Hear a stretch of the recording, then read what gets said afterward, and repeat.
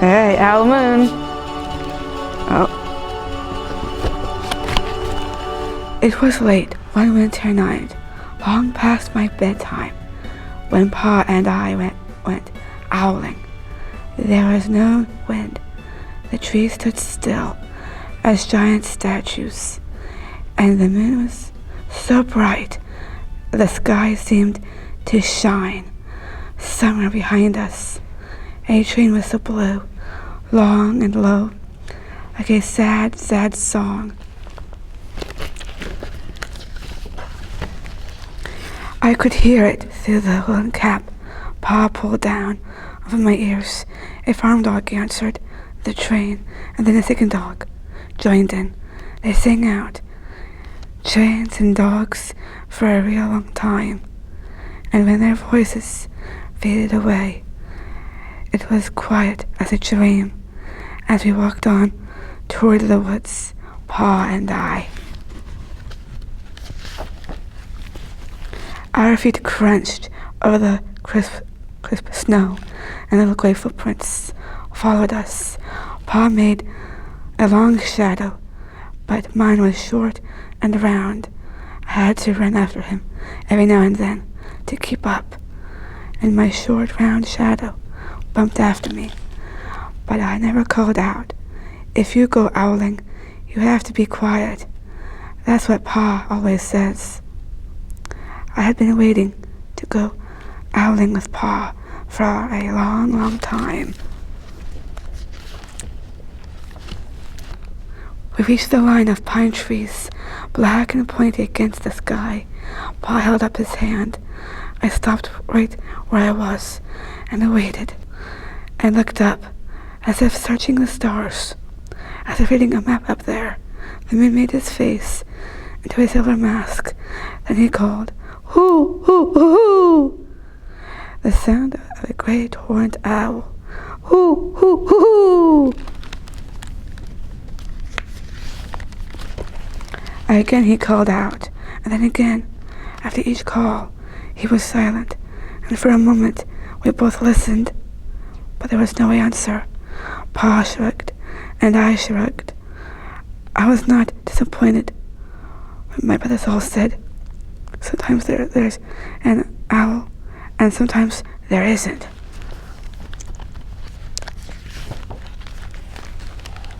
We walked on.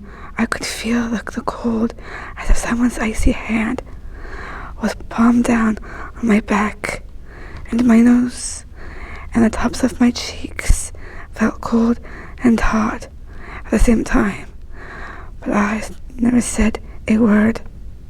If you go owling, you have to be quiet and make your own heat.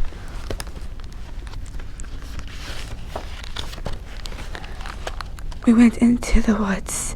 The shadows were the blackest things I had ever seen. They stained the white snow. My mouth felt furry, for the scarf over it was wet and warm. I didn't ask what kinds of things hide behind black trees in the middle of the night. When you go owling, you have to be brave.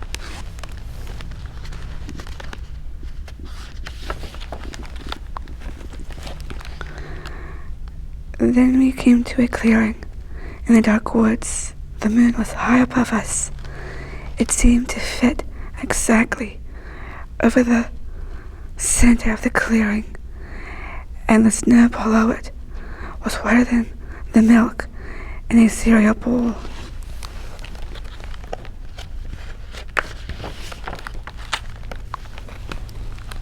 I sighed, and Pa held up his hand at the sound. I put my mittens over the scarf over my mouth. I listened hard. Then Pa called, "Hoo, hoo, hoo, hoo! Hoo, hoo, hoo!" I listened and looked so hard my ears hurt, and my eyes got cloudy with the cold. Pa raised his face to call out again, but before he could open his mouth, an echo came threading its way through the trees. "Hoo, hoo, hoo!"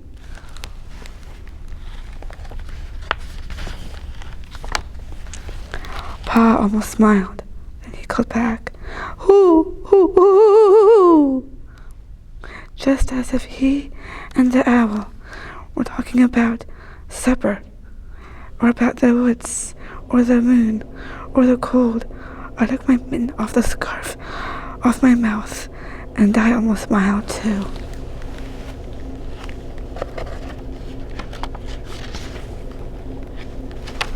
The owl's call came closer from high up in the trees, on the edge of the meadow. Nothing in the meadow moved. All of a sudden, an owl shadow, part of the big tree shadow, lifted off and flew right over us. We watched silently, with heat in our mouths, and the heat of all those words we had not spoken. The shadow hooted again.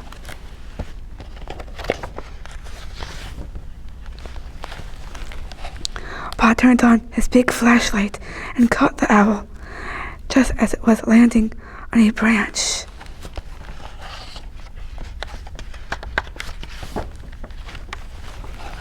For 1 minute, 3 minutes, maybe even 100 minutes, we stared at one another.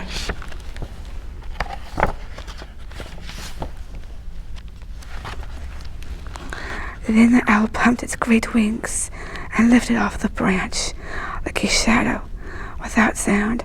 It flew back into the forest. "Time to go home," Pa said to me. I knew then I could talk. I could even laugh out loud. But I was a shadow as we walked home.